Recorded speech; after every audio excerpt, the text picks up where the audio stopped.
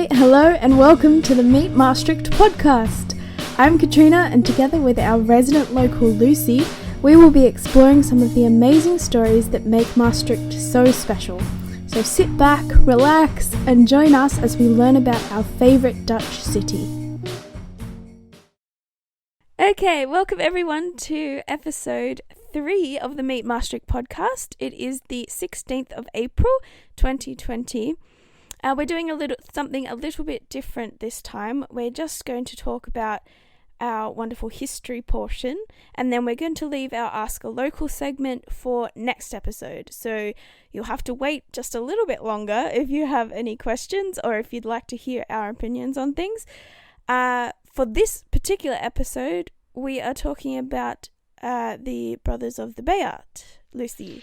Yes, who in the period we will be talking about actually did become the brothers of the Beyart. In our last episode, we talked about the Capuchin's court, which is where the order started with its educational activities. But since they took on so many children for so many different types of education, they soon outgrew all the houses that they had bought or repurposed or built anew at the Capuchin's court.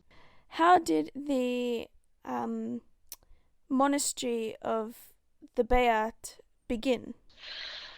Like so many places within the walls of Maastricht, the Beyart has a much longer history than the actual building standing there in our days.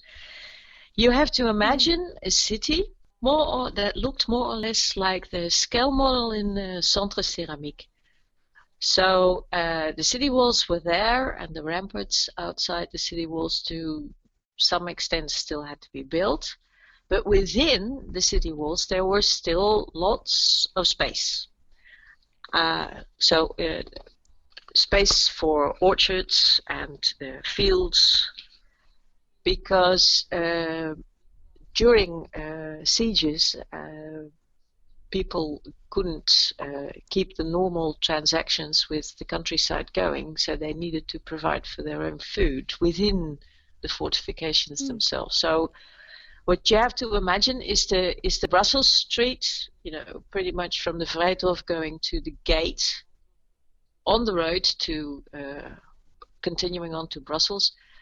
Alongside that street there would have been houses and buildings and workshops and small factories, but behind there would have been large open spaces. And in some of that space there were convents here or there, and the one we are going to talk about was called the Beyart, but that was a convent for nuns, for sisters of the omnipresent Franciscans. But these were Franciscans of the third order, so these were nuns that were not kept to very strict monastic rules. It was not a large convent. It has always only contained between 10-20 sisters, not more.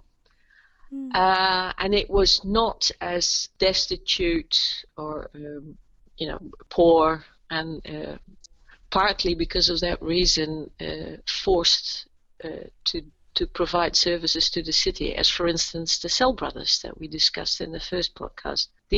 Some of these sisters must have been middle class or families of some means. Okay.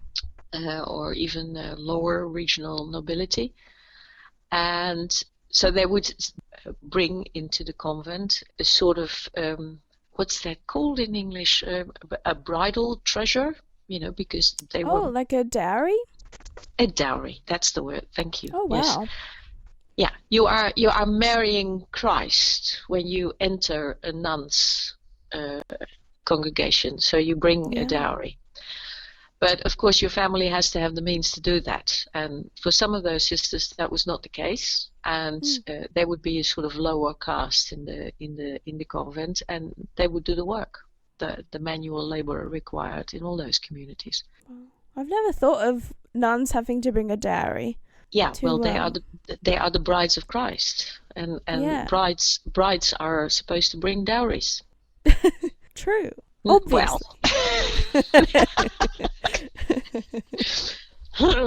it's always nice to bring something to a relationship, of course, but yeah. Anyway, so this particular convent did not provide the sort of services to the population of Maastricht that the healthcare convents, so to speak, did. But they did have all sorts of transactions with both the religious and the civil authorities, and one of the most surprising ones is that the convents were also pretty much requisitioned to serve as storage spaces for the garrison in the city. And of course, especially in times of great unrest or continual warfare in these parts, especially the 16th and 17th century, have seen several sieges and brutal looting and destruction going on. These convents, their cellars and attics were simply requisitioned by the civil authorities to store food for the soldiers defending the city. So at one point, these sisters had something like 20,000 pounds of lard stored for the soldiers. Oh my goodness. Yeah, must have been interesting. Yeah. Doesn't lard smell? Yeah, but that's what I mean. Must have been interesting. Anyway, the end of the convent was, as in so many cases, the French Revolution. Mm-hmm. And when the French Revolution army put a siege around Maastricht, 1793, 94, the last few years of the 18th century anyway, that revolutionary army had magnificent artillery, and they just put it on all the high places around the city and just rained down the bombs on Maastricht. And the site of this particular convent is slightly elevated. It is not. You can feel that when you go up the Brussels Street. You're going up. Well, yeah. I mean, if you're riding a bicycle, you can feel. You can feel you're ascending a slight height, and so the nuns' convent was very easy to pick out, and it was not flattened but destroyed to a very large extent. And then in 1794-95, the new French authorities had simply abolished all the religious orders and confiscated all the real estate. And they'd given the religious congregations some worthless paper vouchers for that. And then when all these former possessions were auctioned off, the nuns bought theirs back with the same worthless paper. So, that was probably not a very bad deal. No. But anyway, it was the end of the order, and but the name stuck. And it is also interesting to have a look at the name, because you could think of simply because of the sound of it in Dutch. I'm going to create lots of confusion now. You could also think of this typical Low Countries phenomenon of a collection of bells that you can play, and they are in public places like city halls. They are a very civil thing. The carillon. And an old word for that is a Beyart, and the person playing it is still called the Beyaardier. That is not the meaning of the Beyart. There's also an old story about a large horse which has this name, but that is also not the case here. It probably refers to a medieval word.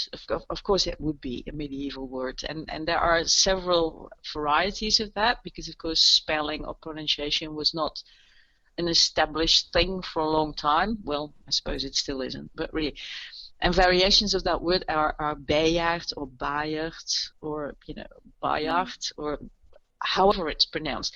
And what that used to be and that was omnipresent as well. Would be a charitable institution where transit pilgrims could stay for free. Of course, of course, there would always be large amounts of people wandering about, making extremely long treks to go and visit sanctuaries and saints, and make pilgrimage. And generally, they would be poor, and pretty much every city would have a place where they could find shelter. And those shelters were called Beyarts. So that is where the name comes from. Yeah. Well, would people have been coming to celebrate or make a pilgrimage to St. Peter at that time? Because it's not far from the Vrijthof. Well, most of the transit people would be coming to Maastricht on pilgrimage, and to St. Servaas primarily. St. Servaas. Yeah, and that was a Europe-wide destination. So people would come from hundreds and hundreds of miles away to visit the shrine of Servaas. Yeah, that's who I was thinking of. I don't know why I said St. Peter. Just too many saints. Yeah, exactly, and people. Of course, there were also loads of regional and local pilgrimages to be made as well. Right. But these houses for transit pilgrims, those pilgrims were on long journeys. The final destination often being Compostela in the north of Spain, right. the great shrine of Jacob. Anyway, so once that order had been eradicated and the brothers moved in, that was after they had left the Capucins' court, which we talked about last episode. Yes, but that is a full century later.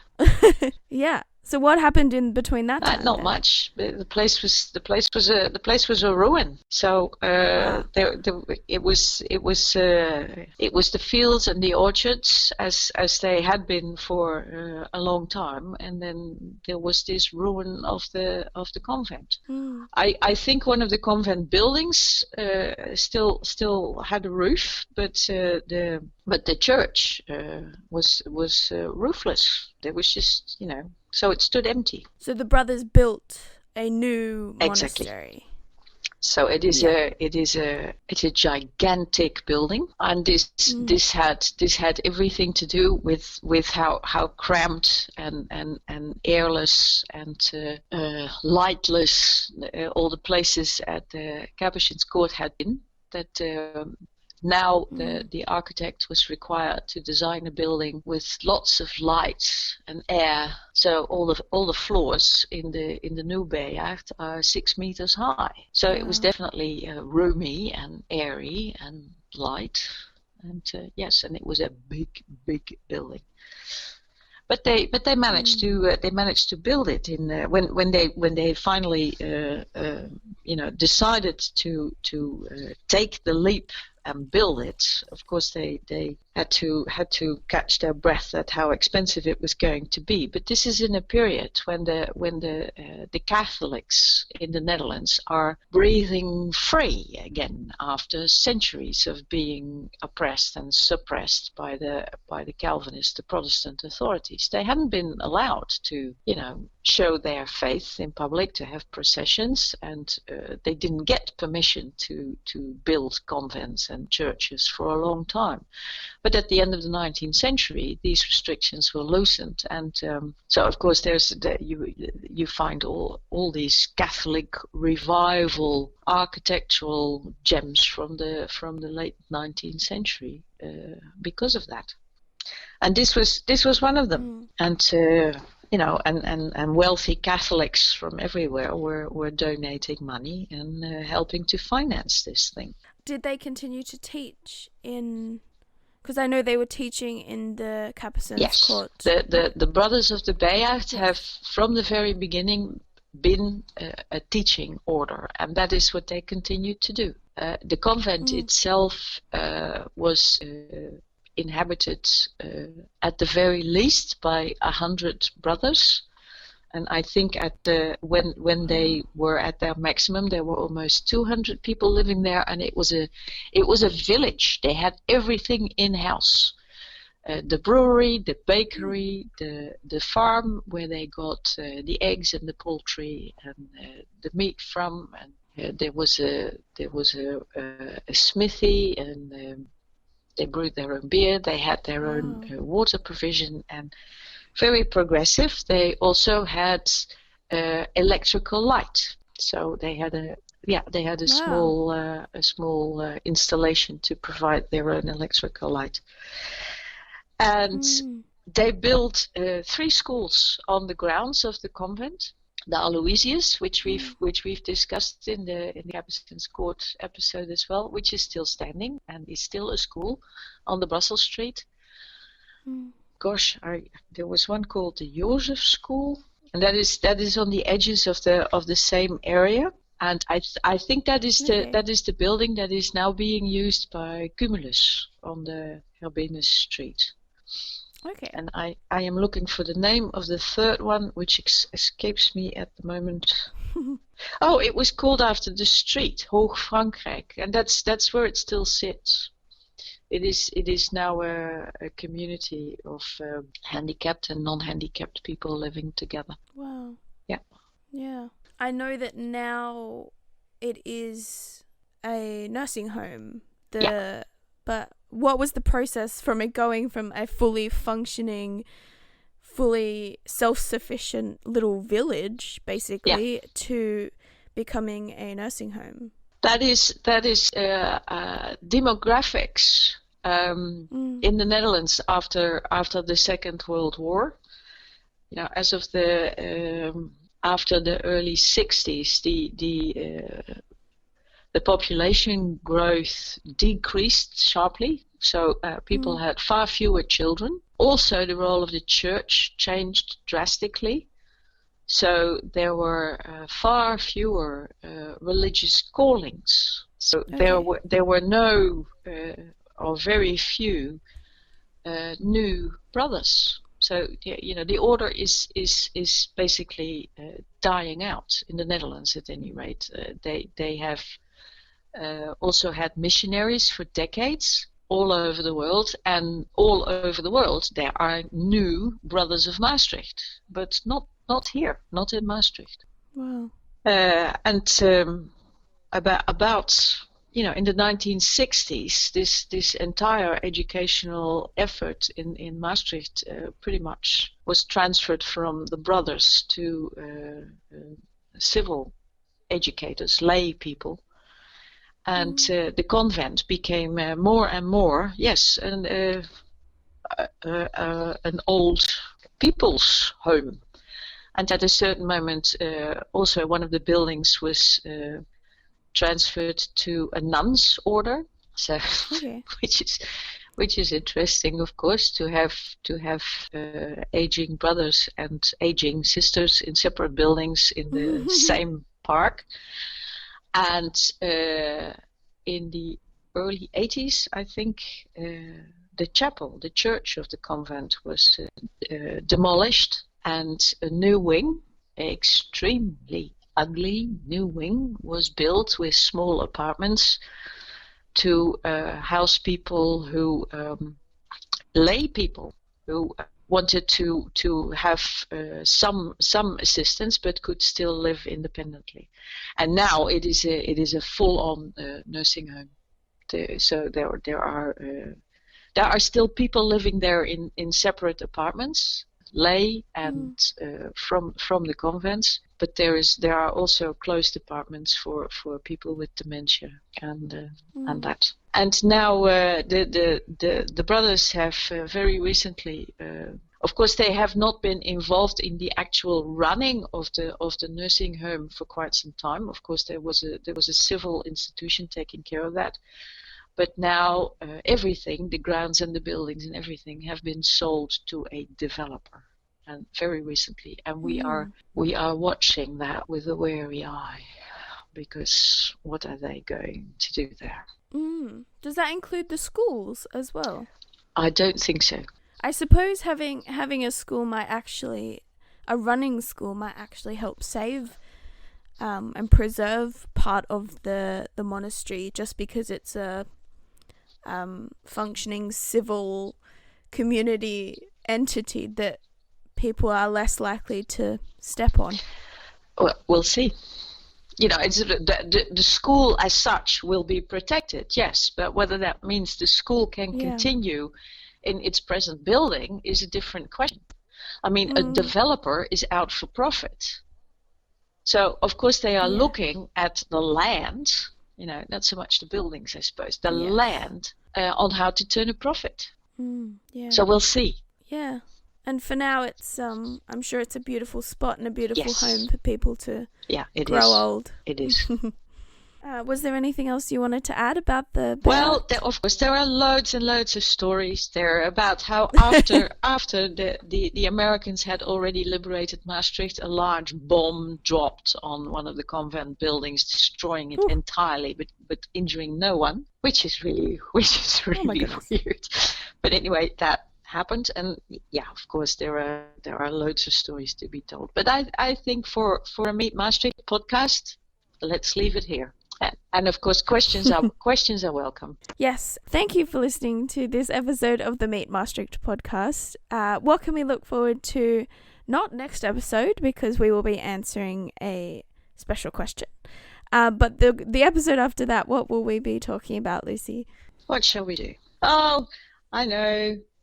We've had 3 convents in a row. Let's do something civil for a change. Military, in this case. The site of the present day theater aan het Vrijthof, Theater aan het Vrijthof, which we are denied access to for the time being. The place used to be called the General's House. So we'll talk about that next time. Thank you so much for joining us today, and don't forget to follow us on social media. You can find us on Facebook by searching Meet Maastricht, and on Instagram at meet_Maastricht. If you would like to learn more about us, you can also visit our website at meetmaastricht.eu, where you can buy tickets and subscribe to our monthly newsletter, so you're always up to date. Thanks again, and tune in next time to learn more about our beautiful city.